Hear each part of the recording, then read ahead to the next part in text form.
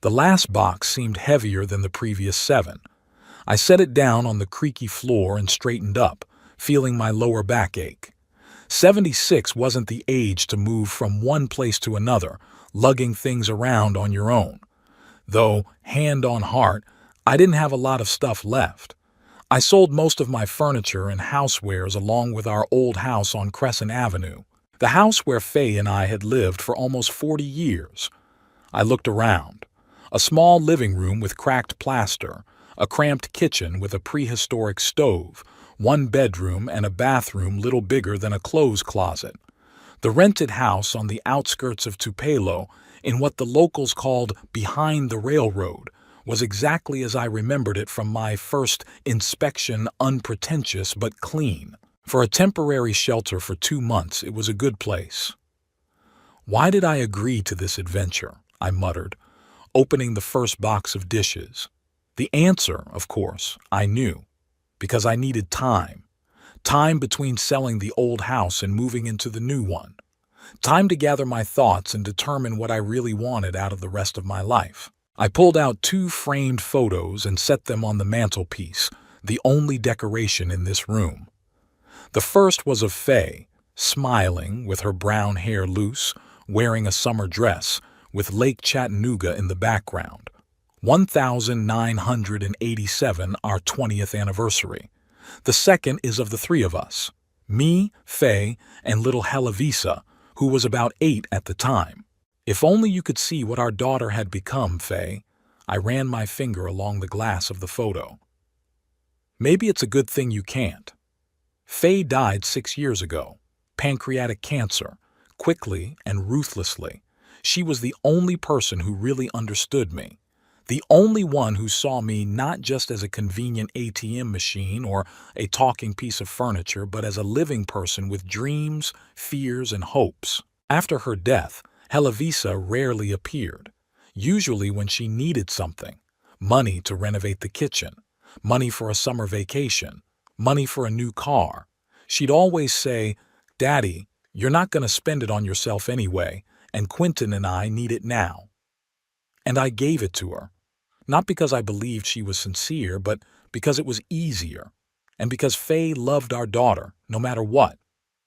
I opened the second box and took out the kettle, an old-fashioned whistling kettle. Faye had bought it at a flea market in Nashville when we went there for a weekend in '93. "Look, Owen, it's just like my grandmother's." I smiled at the memory and put the kettle on the stove. When we first moved to Tupelo in the '70s, I was a young hydro engineer with ambition and ideas. The local government hired me to design a new water system after the old one failed in the flood of the '70s. Faye and I were enthusiastic. Helavisa had just been born. We bought that house on Crescent Avenue, thinking it was temporary for a few years. But we lived there all our lives. My work consumed me completely. I designed water supply and sewage systems, solved drainage problems, fought groundwater pollution. In the '80s, I developed an innovative filtration system that was implemented in several cities across the state. The patent brought in some good money, but Faye had never aspired to luxury. "Let's save for Helavisa's education," she'd say. And we did. Helavisa grew up a smart girl, but cold. She always wanted more. Better toys, fancy clothes, expensive hobbies. I remember how she threw a tantrum when we didn't buy her a car for her 16th birthday. "All normal fathers have enough money for a car for their daughter," she yelled. I remember the day she brought Quentin to meet us, tall, with a perfect smile, wearing an expensive suit. A business school graduate, an aspiring financial analyst. He looked around our house with ill-concealed disdain, as if assessing whether we were wealthy enough to be the parents of his chosen one. "What do you do, Mr. Boyd?" he asked then. "I'm a hydraulic engineer. I design water systems." "Oh," he paused, "sort of like a city plumber?" Helavisa laughed like it was the wittiest joke ever. Faye squeezed my hand under the table, silently asking me not to react, and I didn't, like I'd done so many times since. I sighed and put the kettle on the stove. It was time to make tea and start unpacking the rest of my things. Outside the window, the February Mississippi sky was graying. 3 weeks ago, I signed the papers to sell our family home. The two-story Victorian-style mansion, built in the early 20th century with its wide veranda and magnolia garden, had gone to a young couple of doctors for a sum that seemed fair to me. Helavisa was furious when she heard about the sale. "Are you out of your mind? This is our family home. I grew up in it. You had no right to sell it without consulting me.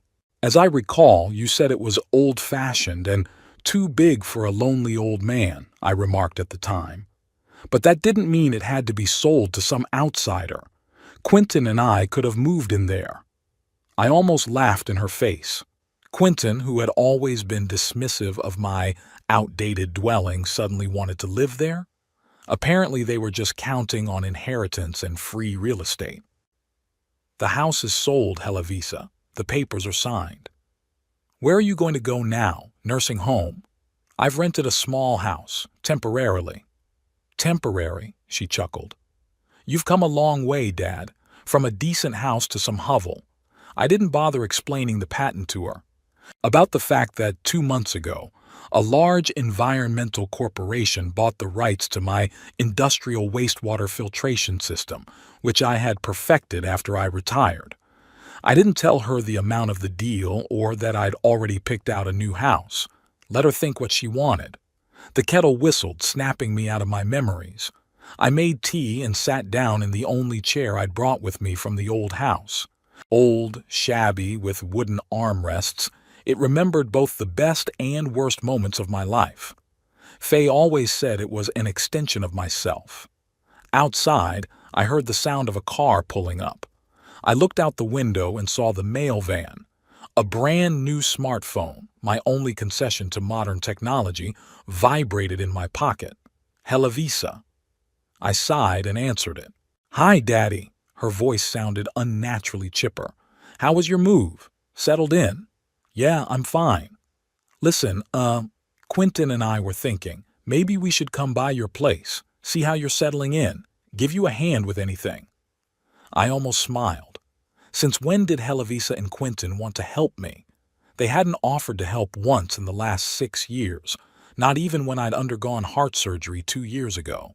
"Don't worry, I'm doing fine." "Dad, don't be stubborn. We're your family. We're worried about you." Worried about my money, I thought, but out loud I said, "Okay, come over tomorrow night. I'll cook dinner." "Great." She sounded genuinely relieved. "I'll see you tomorrow then. Oh, and Dad, text me your new address." I dictated the address and ended the call. Outside the window, the mailman was handing a package to a neighbor, a full, middle-aged woman in a bright tracksuit. She was emotionally explaining something to him, waving her arms. I turned away from the window and looked at Faye's picture.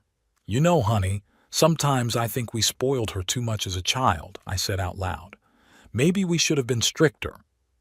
The picture, of course, didn't respond.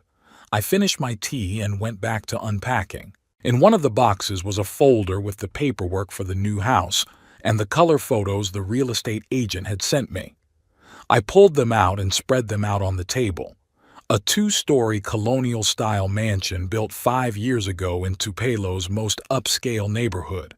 6 bedrooms, 5 bathrooms, library, home theater, pool, tennis court, and 3 acres of landscaped grounds. Who would have thought that an old hydraulic engineer, whom his son-in-law considered a city-sized plumber, would be able to afford such a dwelling? I put the photos back in the folder. Helavisa and Quentin would soon see everything with their own eyes. In the meantime, I think I'll let them think what they used to think about me. After all, tomorrow night promises to be interesting. I put the folder with the paperwork for the new house in my desk drawer and went back to unpacking. Helavisa and Quentin were coming tomorrow, and I wanted the house to be in perfect order by the time they arrived. Let them see that even in a modest dwelling you can create coziness and comfort. I spent the rest of the day arranging books, hanging clothes in the closet, and tidying up the kitchen. When it got dark, I ordered dinner from a Chinese restaurant nearby. I was too tired to cook. After dinner, I settled down in my chair with a book, but my thoughts kept returning to my daughter and son-in-law's upcoming visit. What was driving them? Was it really concern for the old father, or curiosity mixed with a desire to make sure that I had finally given up? Or maybe they just want to see if I have anything of value left after selling the house. I knew I shouldn't be so cynical about my own daughter, but years of neglect and condescension had taken their toll. I no longer believed in Helavisa's sincerity, and I certainly didn't believe in Quentin's good intentions. Tomorrow, however, would clear things up. I closed the book before I'd read 10 pages and went to bed. For the first time in years, I felt a strange, almost boyish anticipation, like I was preparing a prank for the school bullies. Faye had always said that I had an incorrigible optimist inside of me that neither the years nor disappointment could kill. Maybe she was right. I smiled into the darkness of the bedroom and closed my eyes. Tomorrow would be an interesting day. Tomorrow, Helavisa and Quentin would get the lesson they had long deserved. The phone call woke me up at 7 in the morning. It was the realtor, Miss Price, who was handling my new house. "Mr. Boyd, good morning. Sorry to call so early, but I have good news. The previous owners have vacated the house earlier than planned. You can move in the day after tomorrow if you'd like." "That's really good news, Miss Price," I stretched, feeling my neck stiffen after a night on an unfamiliar pillow. "But let's stick to the original plan. I'll move out in 2 days, as agreed." "Whatever you say, Mr. Boyd. I just wanted to make you happy." "Thank you, Mr. Boyd. I appreciate your concern." After the call, I couldn't sleep. I got up, took a shower, made some coffee. It was going to be a busy day. I had to buy groceries for dinner, finish unpacking, check the paperwork for the new house again. At the supermarket, I picked out the ingredients for a simple but hearty dinner: steaks, potatoes, fresh vegetables for the salad, a bottle of good red wine. Nothing extravagant, but not exactly frugal either. I wanted the evening to seem like a normal family dinner, not a display of my supposed plight. When I got home, I put the food in the refrigerator and wondered if I'd overdone the wine. Quentin was a real snob about alcohol and always criticized my choice of drinks. "It's practically vinegar, Owen," he'd say, even though he knew no more about wine than I knew about quantum physics. But I didn't care about his opinion today. I spent the rest of the day preparing for the visit and anticipating Helavisa and Quentin's reaction when they saw my temporary home, and then their faces when I showed them pictures of my real new home. Yeah, I guess Faye was right. I do have an incorrigible optimist inside of me, and maybe a little vindictive. The morning was unexpectedly sunny for February. I stood at the window with a cup of coffee, watching a neighbor boy ride his bike through the puddles left by yesterday's rain. His carefree laughter reminded me of Helavisa at the same age. Back then, she still liked to ride her bike with me through the park every Sunday. I looked at my watch, 2 o'clock in the afternoon. Helavisa and Quentin had promised to be here by 6. 4 more hours until the meeting I was both looking forward to and not looking forward to. The steaks are already marinating in the fridge. The potatoes are peeled, and I'll make the salad just before I arrive so it's as fresh as possible. The bottle of wine I bought yesterday sits on the kitchen table. It's a nice Merlot from the 2018 year vintage.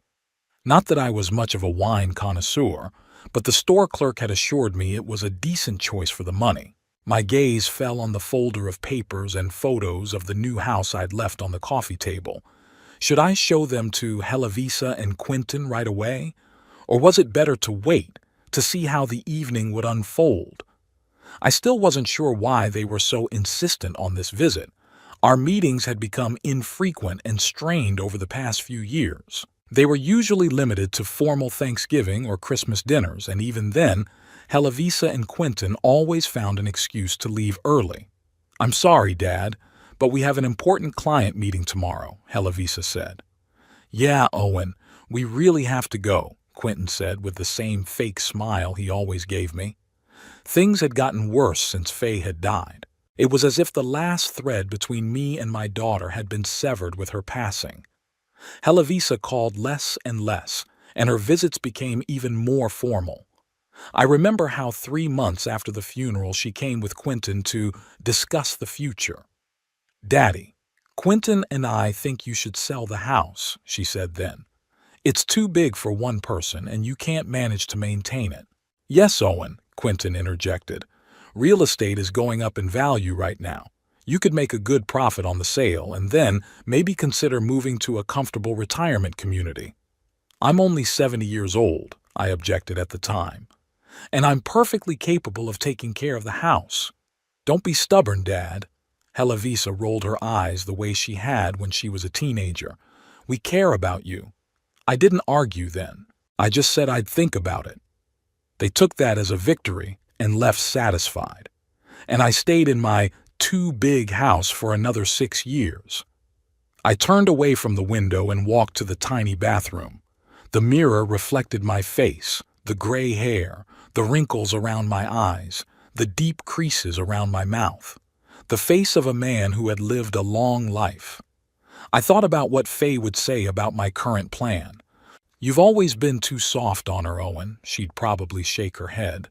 "But sometimes people need to be taught a lesson. Faye has always been more pragmatic than me. Perhaps that's why our marriage lasted 46 years. She balanced my dreaminess with her practicality. When I got carried away with new projects, forgetting the mundane, she would bring me back down to earth. When I doubted my abilities, she gave me confidence. I remember when, in 2010, my department was about to be downsized due to budget constraints. I was 61 years old, 4 years away from retirement, and the prospect of looking for a new job at that age scared me. "Don't panic," Faye said then. "You have a patent, you have savings. We won't be lost." She was right. In the end, there was no downsizing, and I worked well into retirement. But her words always kept me calm in difficult situations. I walked out of the bathroom and back into the living room. My gaze fell on a box of family albums I hadn't gotten around to sorting through yet. I pulled out one of them, a dark blue one with ragged corners. Inside were pictures of Helavisa, from infancy through college graduation.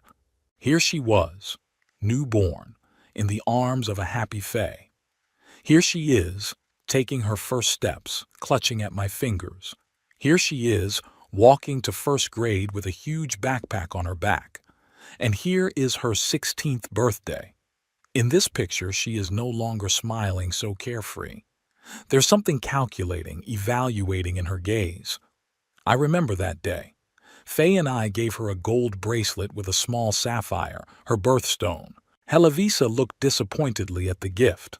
"Thank you," she said without enthusiasm. "It's beautiful." And then she was gloomy and taciturn all evening. I found out later that she was expecting a car as a present, like many of her classmates. Faye and I decided at the time that 17 was a more appropriate age for such a serious gift. Plus, we were having financial difficulties due to Faye's father's medical bills. As I turned the pages of the album further, I watched my daughter change. High school graduation, university entrance, university graduation. In each successive photo, her smile became more strained, her gaze more aloof. And then there was Quentin, a graduate of a prestigious business school with perfect hair and a condescending smile. I still remember our first meeting. He shook my hand a little tighter than necessary, keeping his back unnaturally straight as if he'd swallowed a ruler. "Nice to meet you, Mr. Boyd," he said then. "Helavisa has told me so much about you." I doubted it very much. My daughter and I didn't talk much at the time. She was too busy with her new life in the big city, her new job at a marketing agency, her new proper acquaintances. After Quentin came along, things got even worse. He worked as a financial analyst for a large company and, in his own words, advised millionaires on investments. Every time he visited, I felt more and more clearly that I wasn't living up to their new standards of living. "Do you still watch cable TV, Owen?" he asked with genuine surprise. All normal people use streaming services now. Or, Owen, do you really drive this car? It's over 10 years old. It's just dangerous at your age. Helavisa never berated him. On the contrary, she often supported these remarks as if ashamed of my lifestyle. Daddy just doesn't want to change, honey, she said, looking at me with pity. He's always been like that. And then there was the wedding, lavish, expensive, with 300 guests, most of whom I had seen for the first time in my life. Helavisa insisted that the ceremony be held at the most expensive hotel in Tupelo. Faye was sick at the time, but she was able to attend. Dad, Quentin and I calculated the budget for the wedding. Helavisa told me 3 months before the ceremony. We're short about $30,000. $30,000? I couldn't believe my ears. Helavisa, that's a lot of money. But you were going to give us a wedding present anyway, weren't you? She looked at me with that trademark begging look she hadn't used since she was a teenager. Besides, it would be your only daughter's only wedding. I gave her the money, partly from savings, partly by taking out a loan that neither Helavisa nor Faye ever found out about. I paid it off for 2 more years after the wedding, and a year after the wedding came the request for help with the down payment on the house. Helavisa and Quentin found the perfect place in the upscale Tupelo neighborhood. 4 bedrooms, 3 bathrooms, a pool, a half-acre lot. Dad, we only need $50,000 for a down payment, Helavisa said. We'd save up on our own, but the real estate market is going up so fast. If we miss out on this house now, we'll have to pay a lot more later.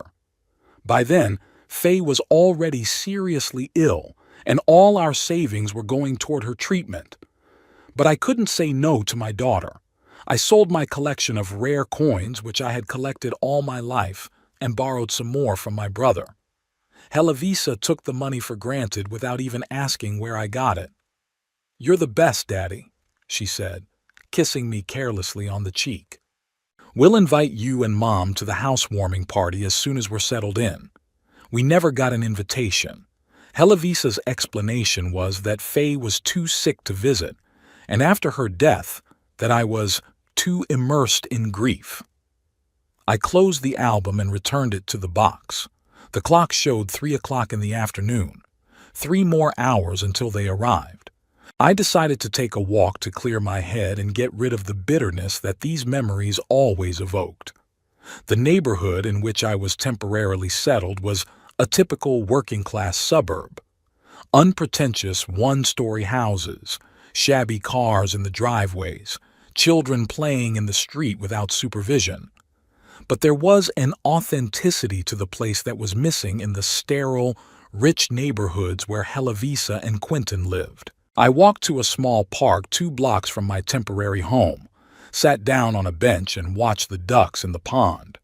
One of them, a large emerald-headed grayling, was aggressively chasing the others, taking away the bread that an elderly woman from a nearby bench was throwing to them. "Always the cockiest one gets everything," the woman grumbled, noticing my gaze. "As in life, so it is with ducks." I smiled at her and nodded. Maybe she was right. Maybe I'd let Helavisa and Quentin be the cheeky selves for too long, taking everything they wanted from me. But today would be different. Tonight, I'm going to teach them a lesson. The only question is how exactly to do it. I could show them pictures of the new house right away. I could present it as a surprise. Look where I'm moving in tomorrow. But then I wouldn't see their true reaction to my current modest home, and I wanted to know what they really thought when they considered that I was broke and forced to live in a hole, as Quentin would surely call the place. Or I could wait until the end of the evening, give them a chance to fully display their arrogance, and then deliver the final blow by showing them pictures of the $6 million mansion. The second option seemed more tempting. I wanted to see their real faces, hear their unedited comments, and then savor their shock and embarrassment. "Isn't that a little petty for someone my age?" I muttered aloud. "Excuse me," a woman from a nearby bench asked. "Just talking to myself," I smiled. Old habits. She nodded understandingly and went back to feeding the ducks. I got up from the bench and headed back toward the house. On the way, I pondered what Faye would say about my plan. She probably wouldn't have approved of such blatant vindictiveness. Faye had always been the best part of me. Kinder, more understanding, more capable of forgiveness. But Faye hasn't been around for 6 years. And in those 6 years, Helavisa and Quentin had done nothing to earn my kindness or understanding. They've taken without giving anything in return, not even basic respect. When I got home, I glanced at the clock, almost 5. It was time to start cooking dinner. I took the steaks out of the fridge to let them warm up to room temperature, washed the potatoes and put them on the boil, chopped the vegetables for the salad. Cooking always made me feel better. Faye had taught me the basics of cooking back in the early years of our marriage. A man should be able to feed himself, she used to say. After her death, I mastered a few dozen more recipes, experimenting with different cuisines of the world. Quentin once sarcastically remarked that cooking was a strange hobby for a man of your generation, Owen, as if being able to cook had anything to do with generations or gender. At 5:30, I set the table. Nothing fancy. Plain white plates, inexpensive wine glasses, simple cutlery. Everything clean and neat, but no frills. I didn't want the furnishings to contrast with my humble temporary home. At 5:45, I changed into a clean shirt and pants. Not too formal, but not completely sloppy either. I wanted to look like a man who was coping with life despite limited means. At 5:55, I heard the sound of a car pulling up. Looking out the window, I saw Quentin's brand new black SUV, a luxury car that was probably worth more than a year's rent on this cabin. I took a deep breath, preparing myself for the evening ahead. They got out of the car, Helavisa in a fancy beige coat and high boots, Quentin in a cashmere coat and a scarf that probably cost as much as a week of my pension. I saw them looking around the neighborhood with distaste, glancing among themselves. Quentin said something, and Helavisa responded with a short chuckle. I stepped away from the window and waited for them to knock. When the knock sounded, I counted to 5 before opening the door. Calm. Just calm. Helavisa, Quentin. I smiled as naturally as possible. Welcome. Daddy. Helavisa kissed my cheek, leaving a lipstick mark that she wiped away with her thumb. How are you? Fine, thanks. Owen. Quentin held out his hand for a handshake. His palm was dry and cold. Interesting. Place you found. Come on in. I stepped back, letting them inside. Dinner's almost ready. They came in, and I closed the door behind them. The show was starting. I watched them look around my humble temporary home, trying to hide their disappointment and shock. Their eyes read something they didn't dare say out loud, at least not yet. Well, I said, heading for the kitchen, have a seat. I've got the steaks ready. Helavisa lowered herself uncertainly onto the couch, careful not to touch the upholstery more than necessary. Quentin preferred to remain standing, surveying the room with poorly concealed disgust. Do you need help in the kitchen, Daddy? Helavisa asked, and I almost laughed. She'd never once helped me cook in her entire adult life. No, thanks, I'm all set. Just need to fry the steaks. I went back to the kitchen and busied myself with the meat, hearing them talking in the living room, thinking I couldn't hear. Did you see the bathroom? Quentin asked in a whisper. There's a boiler right above the toilet. That's a fire hazard. I know, Helavisa replied. I can't imagine what happened to him. He was always so practical. I told you I should have made him sell the house sooner. Quentin sounded annoyed. Then he would have gotten decent money for it. And now what? He's sitting in this dump and he's probably blown through his savings. Well, that's not our problem, said Helavisa. The main thing is that he doesn't start asking us for money. I felt the blood rush to my face. That's why they'd come to see if I was going to be a financial burden on them. I wanted to post pictures of the new house immediately, but I held back. Let the evening run its course. Dinner's ready, I announced, bringing out a plate of steaks. Quentin, could you open the wine, please? The corkscrew is on the table. Quentin took the bottle, twirled it in his hands, and snorted skeptically. Merlot from 2018? Not a good year for Merlot, Owen. We can't all be wine experts, I shrugged, setting the plates down. Quentin recently took a sommelier course, Helavisa said proudly, as if it were the greatest achievement of mankind. Now we have a real wine cellar at home. Only 50 bottles of selected wines, Quentin added modestly. It's nothing special. Impressive, I nodded. Please come to the table. We sat down at the small kitchen table. Helavisa and Quentin exchanged glances that I could read perfectly well. God, that's terrible. So, Dad, Helavisa began after the first sip of wine, how did you end up here? I mean, why did you choose this particular neighborhood? It's temporary housing, I answered, cutting off a piece of steak. A couple months at most. But why? She persisted.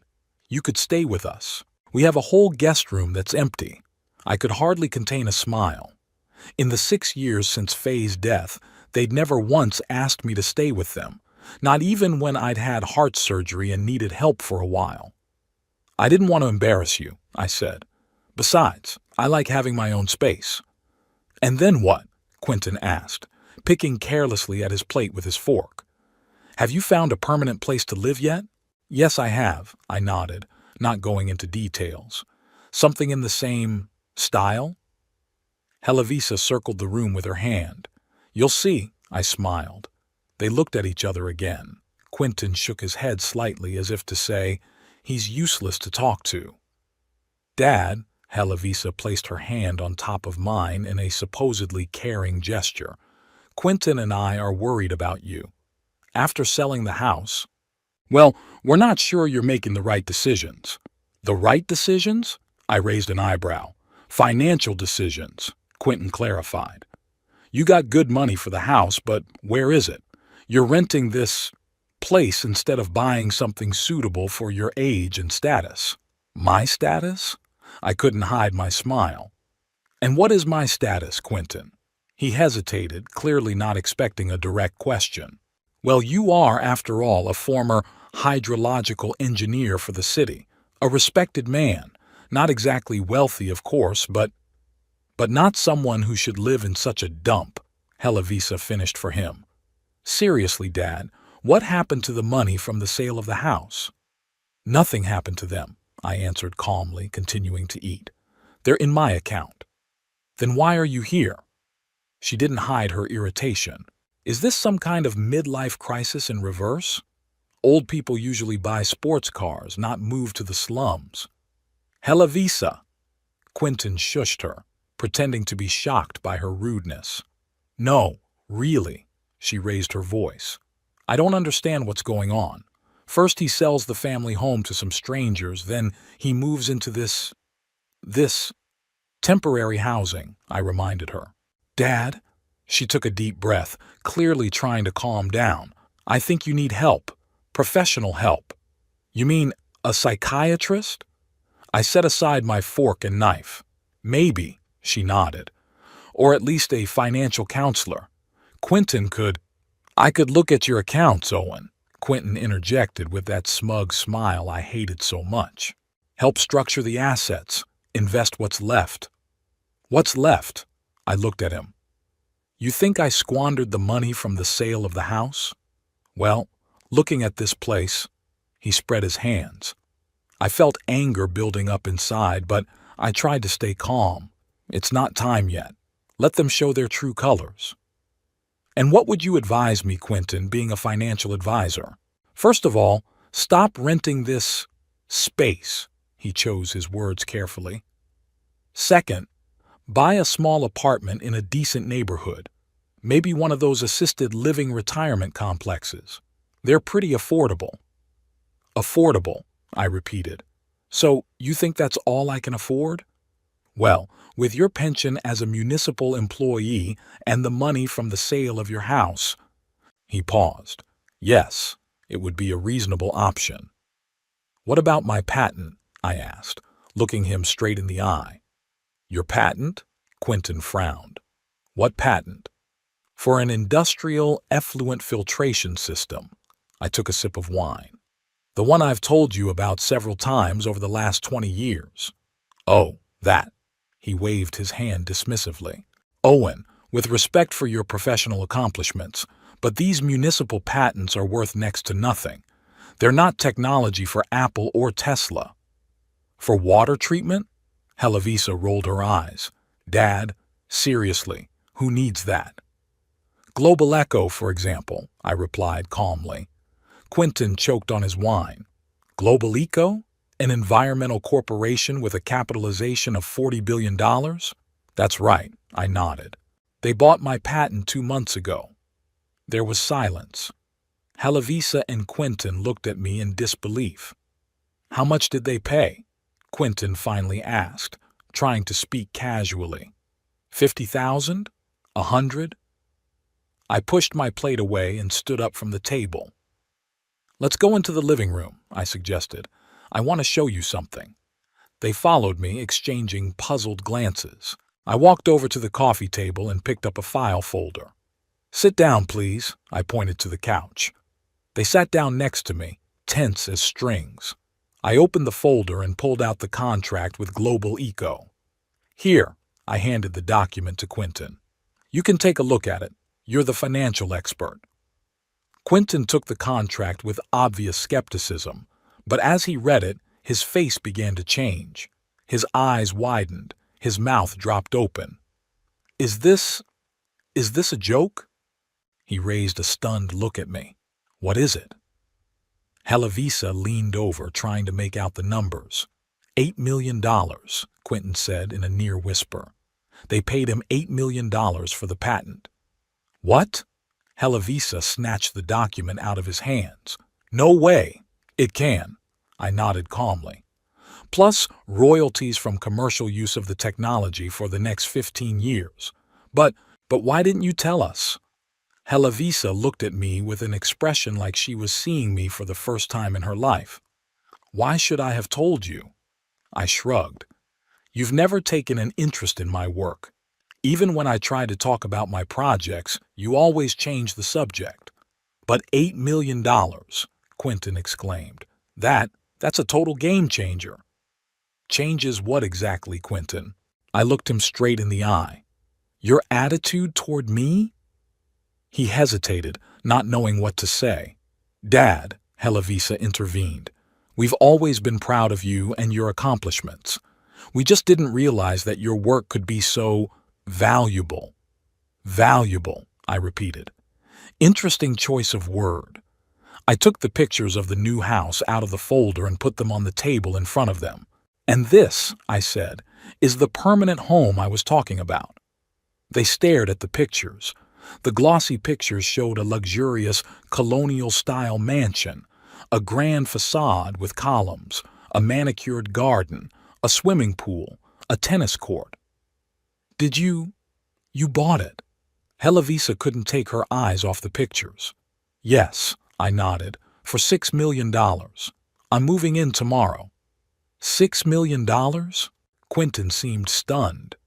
But then why are you living here? Because the previous owners were finishing up their business and vacating the house, I explained. I needed somewhere to live for the 2 months between selling the old house and moving into the new one. Helavisa and Quentin exchanged looks of confusion, shock, and something else calculation. That's amazing, Daddy. Helavisa suddenly broke into a wide smile. We're so happy for you. Why didn't you tell us sooner? We would have helped you with the move. Yes, Owen, Quentin said, his voice unnaturally friendly. It's a great house. What neighborhood is it in? Oakwood Hills, I answered. Oakwood Hills? Quentin couldn't hide his envy. It's the most exclusive neighborhood in Tupelo. I know, I nodded. That's why I chose it. Daddy, Helavisa put her hand on my shoulder. This is great. We should definitely celebrate your move. Maybe we could have a housewarming party. Quentin and I will organize everything. I looked at her, then at Quentin. Their faces radiated fake enthusiasm and poorly concealed greed. 10 minutes ago, they'd thought I was an old loser who couldn't handle my finances. But now, when they found out about my sudden wealth, they suddenly became caring and attentive. You know, I slowly gathered up the photos and returned them to the folder. I don't think I'm going to have a housewarming party. But why? Helavisa looked genuinely surprised. It's such a wonderful occasion. You see, Helavisa, I looked her straight in the eye. I prefer to share joyful moments with people who are with me not only in good times but also in bad. Her face froze. What do you mean by that? I mean, I paused, that 10 minutes ago you were both sitting at my desk, looking at me with disdain and calling this place an a-hole. Quentin was suggesting I buy an affordable retirement apartment, and you, Helavisa, were insinuating that I needed psychiatric help. Daddy, we were just worried about you, she exclaimed. No, I shook my head. You were worried that I might ask you for money. Helavisa, I heard your conversation when I was in the kitchen. She turned pale. That's not what we meant. That's exactly what I said, I interrupted her. Both of you have always treated me like an ATM when you needed money and like a burden when you didn't. You were never interested in my life, my projects, my accomplishments. To you, I was just an old loser living in the past. Owen, Quentin intervened, I think you're over-dramatizing the situation. We've always treated you with respect. Respect? I couldn't contain my laughter. Quentin, the first time we met, you called me a city plumber. Is that your idea of respect? He blushed and looked away. It was just a joke. No, I shook my head again. It wasn't a joke. It was your true attitude toward me. And today, you both showed it to the fullest. Helavisa looked like she was ready to cry. But I knew my daughter. They were not tears of remorse, but tears of frustration and anger. I don't know what's gotten into you, Daddy, she said in a shaky voice. We came to see you and you've given us this spectacle. A play? I raised an eyebrow. No, you made a spectacle of it when you stepped into this house. Your glances, your remarks, your disdain, all of it was an act. So you lured us here on purpose? There was an accusatory note in her voice. To make fun of us, to humiliate us. I didn't lure anyone, I countered. You insisted on coming here, and I just wanted to see who you'd become. And who do you think we've become? She crossed her arms across her chest. People who judge others solely on their financial status, I answered. People who only care about what can be measured in dollars. You both sat here and looked at me like I was nothing because you thought I was poor. That's not true, Helavisa exclaimed. Isn't it? I raised an eyebrow. Then why did your attitude change so dramatically when you found out about the $8 million? Why did you suddenly want to throw a housewarming party and help with the move? They were silent, not knowing what to say. You know, I continued after a pause, when I sold our family home, I felt guilty. I thought I was depriving Helavisa of part of her inheritance, of the place where she grew up. But now I realize I did the right thing. To you, the house on Crescent Avenue was just real estate, an asset that could be converted into money. For Faye and me, it was a home filled with memories and love. At the mention of Faye, Helavisa shuddered. Leave Mom out of this, she said quietly. She would never approve of what you're doing now. You're right, I nodded. Faye was kinder and more tolerant than I was. She always saw the good in you, even when you were being selfish. But you know what? I think even her patience had limits, and today you both crossed them. Quentin stood up, clearly feeling uncomfortable. I think we'd better leave, he said, trying to maintain his dignity. You're obviously not in the mood for constructive dialogue. Obviously, I agreed. Helavisa stood up too, her face pale with anger. You're going to regret this, Daddy, she said. You can't just cut us out of your life. I'm not cutting anyone out, Helavisa, I replied. I'm just finally seeing you both for who you really are. And you know what? I don't like what I saw, They stood before me, my only daughter and her husband, and I could see the shock, confusion, hurt, and anger on their faces, but not an ounce of remorse or understanding. "I'm moving into a new house tomorrow," I said, standing up, "and I'm starting a new chapter of my life. You can be a part of it, but only on my terms. And my condition is respect, real respect, not the kind that comes only at the sight of money." Helovisa shook her head. "You've changed, Dad. I don't recognize you." "No, Helovisa." I looked into her eyes. "You're the one who's changed, you and Quentin, and I'm just finally seeing things." Quentin took Helovisa's hand. "Come on, darling. There's no point in continuing this conversation." I walked them to the door. Helovisa turned around on the threshold, her eyes full of tears. "It's all about the money, isn't it?" she asked. "Do you think you can do and say whatever you want just because you're rich now?" "No, Helovisa," I shook my head. "It's all because of the truth. The money just helped me see it." I closed the door behind them and leaned my back against it. From the window, I watched them walk to their car, Quentin saying something furiously, Helovisa wiping away tears. They got into the car and drove away without even looking back. I went back into the living room and picked up Faye's picture. "You were right, sweetheart," I said out loud. "Sometimes people do need to be taught a lesson." I put the picture back on the mantelpiece and walked over to the window. It was getting dark outside, and in the light of the street lamps I could see the occasional snowflake falling. Tomorrow would start a new day. I woke up with the first rays of the sun. Outside, the window was quiet and empty. Only the wet asphalt after the night rain glistened in the morning light. Moving day had finally arrived. Last night had left a strange aftertaste. I felt neither triumph nor regret. Only a quiet certainty that I had done the right thing.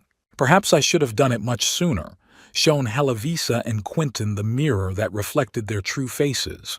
But, as Faye used to say, all in good time. I brewed some coffee and sat down in my old chair, which would be moving to its new home very soon. There wasn't much stuff, only 10 boxes, not counting the furniture. Most of my possessions had been stored in a warehouse after the sale of the old house, and today the movers were supposed to deliver everything straight to the new mansion. The phone vibrated. A message from Helovisa. "Dad, we need to talk. Please call me back." I set the phone aside without answering. Predictable. I knew she was going to try to patch things up, especially now that she found out about my money. But I wasn't ready for this conversation. Not today. At 8 in the morning, a small truck arrived to transport my belongings. 2 uniformed young men quickly loaded my boxes and some furniture. One of them, with tattoos on his forearms, handled the old chair respectfully, as if he understood its value to me. "Is this the last one, Mr. Boyd?" he asked, closing the truck doors. "Yes, thank you." I looked around the house one last time. The empty room seemed even smaller without furniture. I handed the keys to the manager, a scowling, middle-aged man in a worn jacket, and got into my car.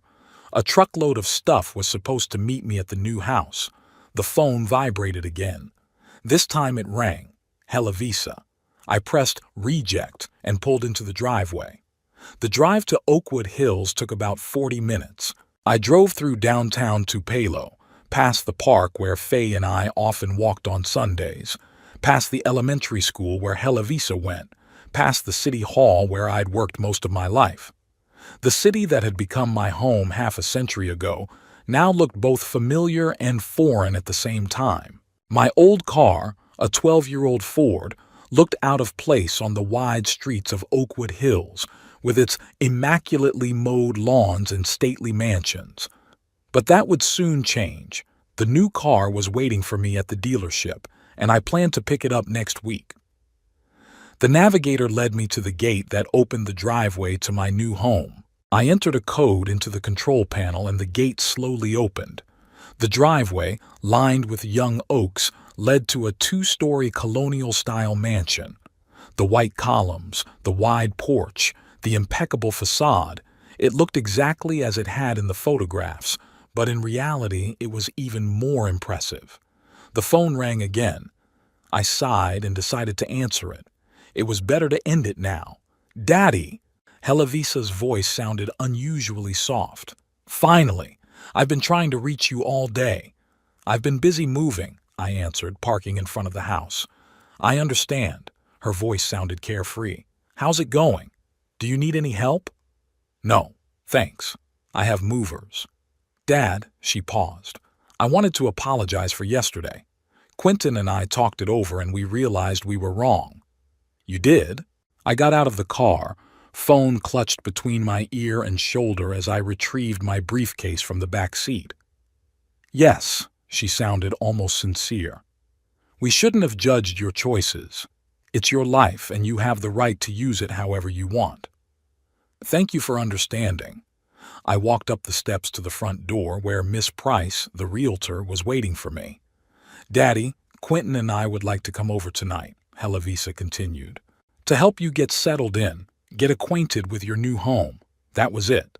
Of course, she couldn't wait to see the $6 million mansion. "I can't today, Helovisa," I replied.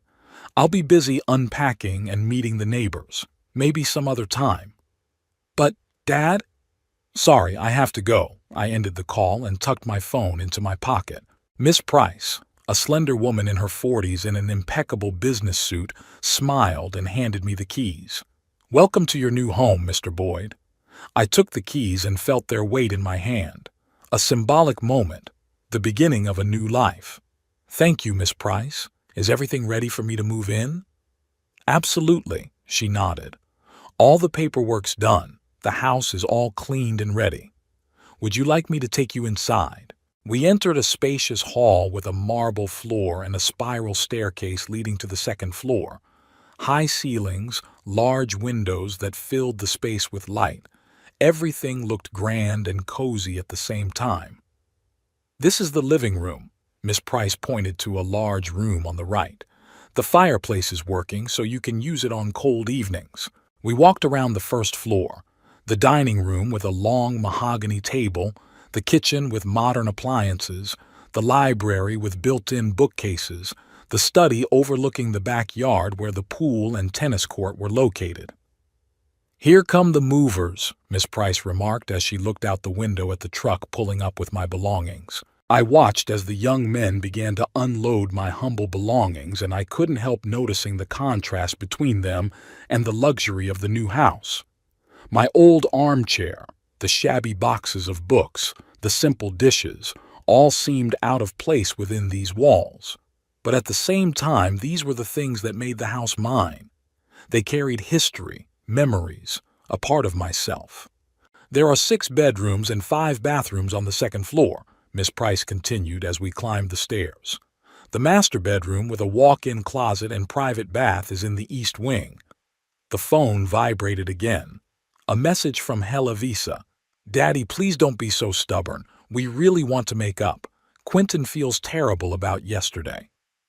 I ignored the message and continued looking around. "All the systems in the house are automated," Miss Price explained, showing me a control panel in the hallway. "From here you can control the lights, the temperature, the security system. There's also a mobile app for remote access." "I'm afraid I'm going to need help with that," I admitted. "Modern technology isn't my strong suit." "Don't worry, Mr. Boyd," she smiled. "We can arrange a visit from a specialist who can set up and explain everything." We returned to the first floor where the movers were already arranging my furniture according to my instructions. The old chair took its place by the fireplace in the living room. My desk was in the study. I decided to put Faye's pictures all over the house so I could feel her presence in every room. The phone rang again. This time it was Quentin. I dropped the ringer and muted the sound. Their insistence was becoming intrusive. "How do you plan to set up the rest of the rooms?" Miss Price asked, watching the movers. "There's quite a lot of space here for one person." "I'm thinking of filling it in gradually," I answered. "I might leave some of the rooms empty for a while. I don't want to rush into buying furniture just to fill the space." "That's wise," she nodded. If you need recommendations for interior designers, I can suggest some names. Thank you. Perhaps I'll take you up on your offer later. Miss Price left around noon, leaving me with all the necessary paperwork and support contacts. The movers finished their work by 2 p.m. and I was left alone in the huge house that was now mine. I walked to the study and sat down at my old desk. I took Faye's picture out of my briefcase and put it in its usual place on the right. I looked out the window at the immaculate lawn and the gazebo in the far corner of the garden. It was all mine now. It was a strange feeling. The phone vibrated again, this time a message. "Dad, we're coming to see you. We really need to talk." Hella Visa, of course. I decided to reply, "I'm not ready to meet today. Please respect my desire to be alone on moving day." The reply came instantly. "We're on our way. We'll be there in 20 minutes. Typical of Hella Visa to ignore my wishes and do as she sees fit. I sighed and typed, "I won't be home. I have a meeting with my neighbors." It was a lie, but the only way to avoid an unwanted visit. I didn't want to see their fake apologies and feigned concern. Not today. Today was my day, the start of my new life. I decided to actually walk around the neighborhood and get to know my neighbors. I needed to do it anyway, sooner or later. I changed into more presentable clothes, navy blue pants and a light blue shirt that Faye had given me for our last birthday together. As I left the house, I saw an elderly couple strolling along the path nearby. A man, about my age, with a military bearing, and a woman, elegant with silver hair in a neat bun. "Good afternoon," I said, coming closer. "I'm Owen Boyd, just moved in." "Nice to meet you, Mr. Boyd." The man shook my hand firmly. "Walter Hammond, and this is my wife Elizabeth. We live in the house with the green roof, the third one from here." "Nice to meet you," Elizabeth smiled. "Welcome to Oakwood Hills. Did you move alone or with your family?" "Alone," I answered. "My wife died 6 years ago." "Oh, I'm sorry," she said sincerely. "It's a tough loss." "Yes," I nodded, "but life goes on." "That's right," Walter nodded approvingly. "What do you do, Mr. Boyd, if it's no secret?" "I'm a retired hydrologic engineer. I used to design water systems for the city and surrounding areas." "A serious profession," Walter said respectfully. "I'm a former military engineer myself, so we're colleagues in a way." We talked for a few more minutes. The Hammonds were pleasant people without the pretension and arrogance often associated with wealth. They invited me to a barbecue the following weekend to introduce me to other neighbors, and I gladly accepted. After saying goodbye to them, I continued my walk through the neighborhood. Wide streets, manicured front gardens, and friendly nods from passers-by all made me feel comfortable and safe. I didn't feel like a stranger here, as I had feared at first. Back home, I saw Quentin's car at the gate. They had come after all, despite my request. I went to the gate, but I didn't open it. "Daddy!" Helavisa jumped out of the car when she saw me. "Finally! We've been waiting here for half an hour." "I told you I'd be busy," I replied calmly. "We just wanted to make sure you were all right." She tried to smile, but it was unconvincing. "And to help you get settled in." Quentin got out of the car, too. He was wearing an expensive suit like he was going to a business meeting, not helping with the move. "Owen," he nodded. "Impressive place. I didn't expect you to be so... scope." "Yes, Dad," Helavisa said. "The house is amazing. Aren't you going to let us in to see it?" I looked at them, my daughter and her husband, standing outside the gates of my new home with ill-concealed curiosity and greed in their eyes. They hadn't changed from yesterday. Their apology was as phony as their concern. "Not today," I answered firmly. "I just moved and I want to be alone. Let's meet in a week when I'm settled in." "But Dad..." "Helavisa," I interrupted her. "Please respect my wishes. Just this once." She looked hurt, but Quentin put a hand on her shoulder. "Of course, Owen," he said with feigned understanding. "We respect your space. Just let me know when you're ready for a visit." "I will." I nodded, not specifying exactly when that would be.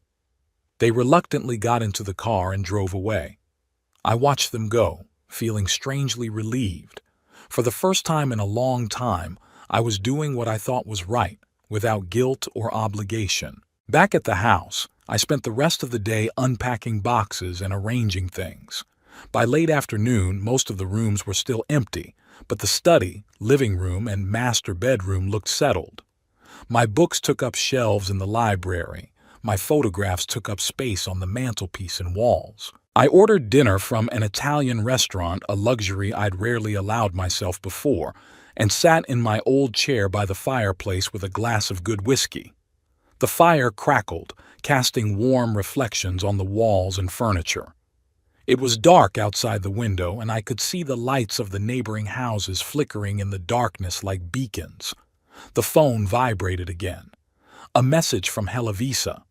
"Dad, we really want to make things work. Please give us a chance." I set the phone aside without answering.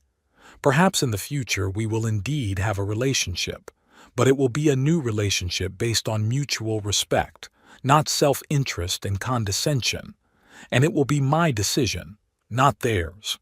I raised my glass and mentally toasted to a new beginning, to the life I had chosen for myself, to a future that was bright and promising despite my age. For the first time in years, I felt truly free, and that feeling was priceless. March in Tupelo was surprisingly warm.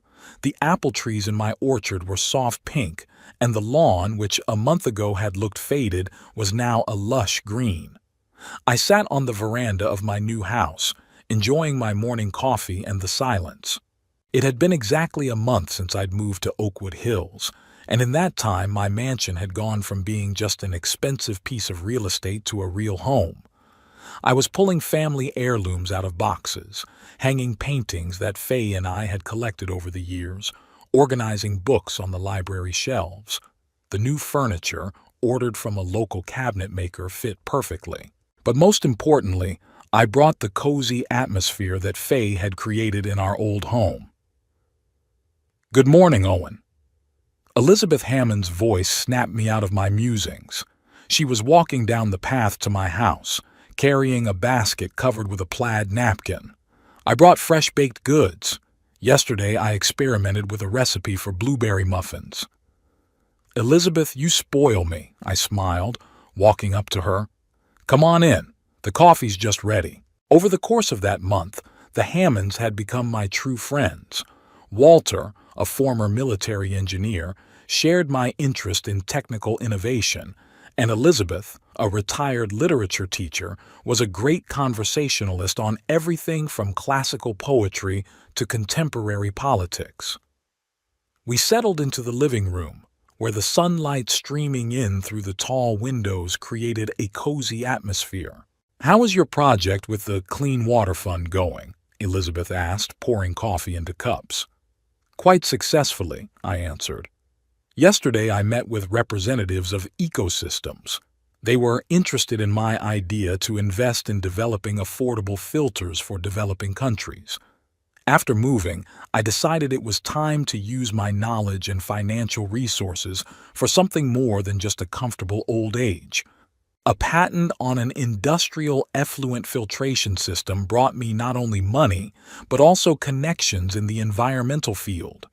I started meeting with various foundations and companies, proposing investments in social projects related to water purification and sanitation in poor regions. "That's wonderful," Elizabeth nodded approvingly. "Walter said that your system can be adapted to even the most primitive conditions." "Yes, that's where its value lies." I took a bite of the muffin. "Incredibly delicious, by the way." "Thank you," she smiled. "Speaking of projects, you know who I met at the store yesterday? Your daughter." I tensed up. I'd seen Helavisa only twice in the past month. Once we'd run into each other at the supermarket, and the second time she'd come with Quentin for tea. Both visits took place in a strained atmosphere of fake politeness. They admired the house, asked about my plans, But I felt that behind these questions was only a desire to find out exactly how I was going to dispose of my new fortune. "How is she?" I asked, trying to sound neutral. "Outwardly the same," Elizabeth said, choosing her words carefully. "But you know, she was talking to Martha Jenkins, the lady from the house with the columns on the corner, and I happened to overhear part of their conversation." Elizabeth faltered, clearly not wanting to be the bearer of bad news. "Elizabeth, it's okay," I encouraged her. "Whatever you heard, I prefer to know the truth." "She told Martha she was worried about you," Elizabeth began. "That since your wife's death you've been, as she put it, a little out of sorts. That you'd sold the family home, bought this mansion, and were now recklessly spending the family inheritance on some dubious environmental project." I couldn't hold back a bitter laugh. "Family inheritance? That's my money, earned by my labor. Money she had always thought was inadequate and my profession unworthy of respect." "I thought that wasn't true," Elizabeth nodded. "But Martha seemed to believe it, and I'm afraid she's not the only one. I heard similar talk at the bridge club." "So Heloisa and Quentin are spreading rumors about me," I shook my head. "I can't say I'm surprised." "I'm sorry, Owen." Elizabeth touched my arm in a gesture of support. "Children can be so painful." "You know, Elizabeth," I looked out the window at the blossoming garden. I had long ago given up expecting daughterly love from Heloisa, but I still hoped for at least a basic respect.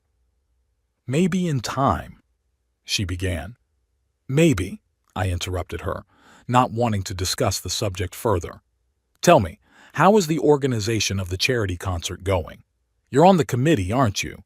Elizabeth tactfully supported the change of topic, and we spent the next hour discussing the upcoming concert in support of the local music school.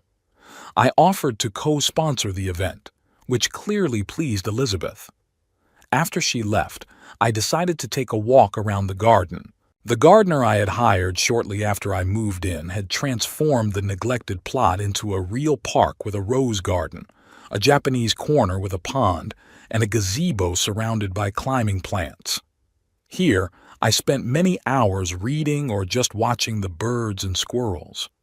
But today, the beauty of the garden did not bring the usual peace.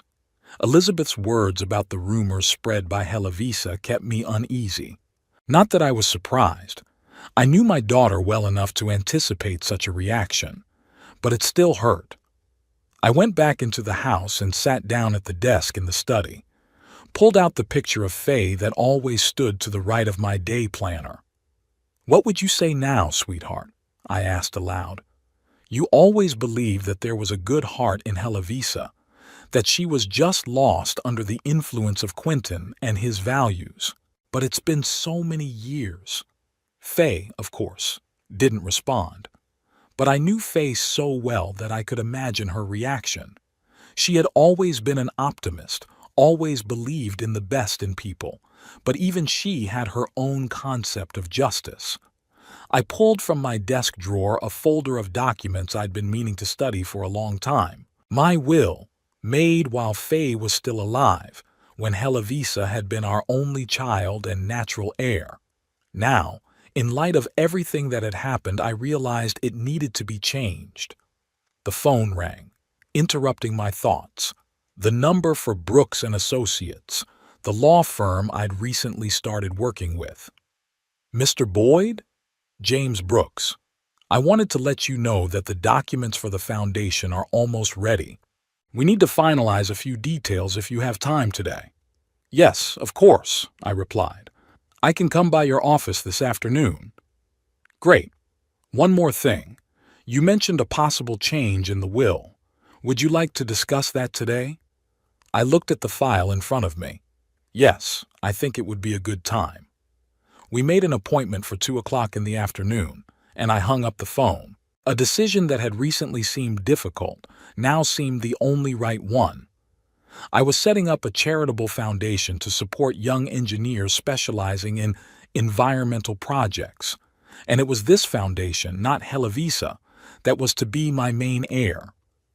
At 2 o'clock, I parked my new car, a sleek, dark, graphite-colored sedan, outside the Brooks & Associates office in downtown Tupelo. James Brooks, an energetic man in his 50s, met me in his spacious office overlooking the city park. "Mr. Boyd, good to see you." He shook my hand firmly. "Have a seat. Would you like some coffee?" "No, thank you." I took a seat in the leather chair across from his desk. "Let's get right to it. How's the foundation coming along?" "Everything is going according to plan." Brooks opened a folder with documents. "We have prepared the charter, defined the management structure as you asked. It'll be called the Fay Boyd Clean Water Fund unless you've changed your mind." "No, it's still the name," I nodded. "Fay has always supported my environmental projects. This will be the best way to honor her memory." "Great." Brooks made a note in the paperwork.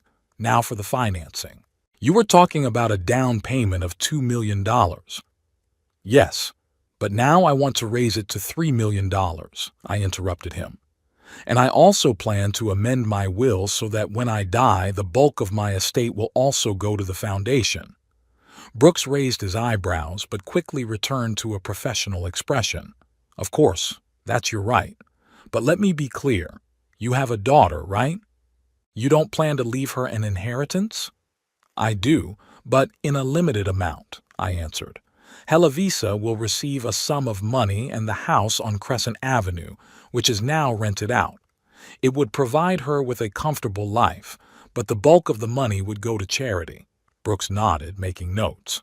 "I see. In that case, we'll need to be very careful with the wording to avoid possible future challenges to the will. Your daughter may not agree with your decision." "Yes, I understand that." I looked out the window at the city park where young mothers were walking with their babies in strollers. "But this is my final decision. I want my money to do some real good, not just increase Helavisa and Quentin's bank account." We spent the next 2 hours discussing the details of setting up the fund and changes to the will. Brooks proved to be excellent, offering thoughtful solutions to each issue. By the end of the meeting, I had a clear idea of how the foundation would operate and exactly how my inheritance would be distributed. "Prepare all the necessary documents," I said as I stood up. "I'll sign them next week." "Of course, Mr. Boyd." Brooks walked me to the door. "Let me say that I admire your decision. Not many people use their means for such a noble cause." I shook his hand and left the office with a sense of accomplishment. The decision had been made, and I had no doubts or regrets. In the evening, I invited the Hammonds to dinner. The chef I'd hired for special occasions had prepared a gourmet meal, and I pulled a bottle of fine Bordeaux from the wine cellar. "To new beginnings," Walter raised his glass. "And to old friendships." "To new beginnings," I echoed, feeling the warmth of the wine and the good company. After dinner, we went into the living room, where the fireplace created a cozy atmosphere. Elizabeth was looking at the new painting on the wall, a watercolor of Lake Chattanooga, where Fay and I had spent our honeymoon. "Beautiful work," she remarked. "A local artist?" "Yes," I nodded. "A young girl, just out of art school. I met her at an exhibition at the City Gallery." "You're becoming a real patron of the arts, Owen," Walter smiled. "First the foundation, now supporting young artists." "Just trying to make the best of my opportunities," I shrugged. "Besides, this painting reminds me of happy times with Fay." "She'd be proud of you," Elizabeth said softly. "Of what you're doing now." "I hope so." I looked at the picture of Fay on the mantelpiece. "I hope so." When the Hammonds left, I sat by the fireplace for a long time, reflecting on the past month. Life had changed so rapidly that sometimes I woke up in the middle of the night feeling as if it were all just a dream. A luxurious house, new friends, charity projects. It all seemed so far from my former life as a hydrological engineer living from paycheck to paycheck. But the main change happened inside me. I no longer felt obliged to conform to someone else's expectations or tolerate neglect just because that's the way it is or it's family. I finally began to live for myself, guided by my own values and desires. The next morning, I woke up at first light, feeling unusually light. I went down to the kitchen, made coffee, and stepped out onto the veranda with a cup. The day promised to be warm and clear. My phone vibrated in my robe pocket. A message from Helavisa. "Dad, Quentin and I want to invite you to dinner on Saturday. There's some important news." I hesitated. Part of me wanted to just ignore the message, as I'd done more than once this month. But the other part was curious. What important news were they trying to tell me? Another attempt at manipulation, or really something meaningful? In the end, I decided to reply, "Thanks for the invitation, but I already have plans for Saturday. Maybe another time." It was true. I had plans to attend a benefit concert with the Hammonds on Saturday. But even if I had been free, I'm not sure I would have accepted their invitation. The memories of the rumors they'd spread about me were too fresh. The answer came almost instantly. "Please, Dad, it's really important. We can come to your place if it's more convenient for you." Their insistence intrigued me. What could be so important? "Okay," I wrote after a pause. "Come by Sunday by 6 p.m. "Thanks, we will," Helavisa replied, adding a heart emoji, which seemed inappropriate to me after everything that had happened. I put my phone away and went back to contemplating the garden. Whatever happened on Sunday, it wouldn't change my mind about the will and the foundation. Too much had happened. Too much had been said and done to just go back to the way things were. On Friday, I signed all the documents in James Brooks' office. The Faye Boyd Clean Water Fund officially began its existence. My new will has also been executed and probated. Helavisa will receive a certain amount of money and the house on Crescent Avenue, but the bulk of my estate will go to the foundation. "Congratulations, Mr. Boyd," Brooks said, shaking my hand. "You've taken an important step.